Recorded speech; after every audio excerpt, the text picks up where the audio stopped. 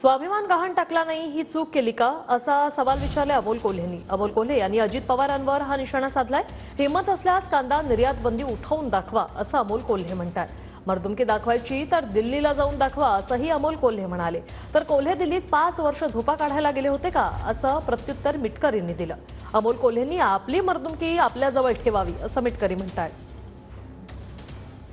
राज्याच्या उपमुख्यमंत्र्यांनी बोलताना एका ठिकाणी सांगितलं, अमोल कोल्हेला पाडूनच दाखव। नेमकी चूक काय केली सांगा ना। स्वाभिमान गहाण टाकला नाही ही चूक केली। स्वार्थासाठी सरपटायला सांगत होता।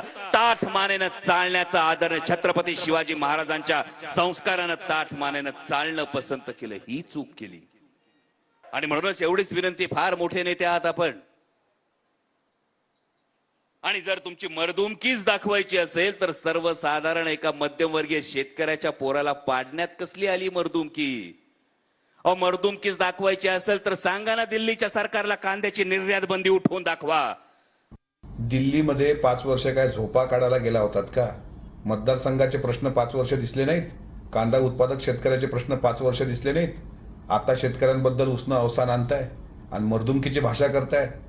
तुम्ही किती मर्दुमकीवाले आहात हे त्या दिवशी हसण्यावरून आणि खिदळण्यावरून कळलं।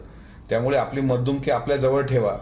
5 वर्ष ज्या व्यक्तीने संसदमध्ये केवळ झोपा काढल्या, केवळ भाषणं ठोकली आणि चेहऱ्याला मेकअप लावून शेवटी पिक्चर आमचा घाट्यात जातोय, त्याच्यामुळे अमित शहाच्या लोटांगण अमित शहांपुढे घालणाऱ्या व्यक्तींनी मर्दुमकीची भाषा करू नये।